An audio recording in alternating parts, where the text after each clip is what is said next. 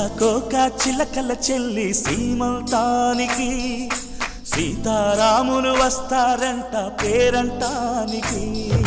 సీతాకోక చిలకల చెల్లి సీమంతానికి సీతారాములు వస్తారంట పేరంటానికి ప్రాణమైన ఇస్తానమ్మా నీ నిండు నవ్వులకి తోరణాన్ని అవుతానమ్మా నీ ఇంటి వాకిలికి అరచేతుల్లో పెంచానమ్మా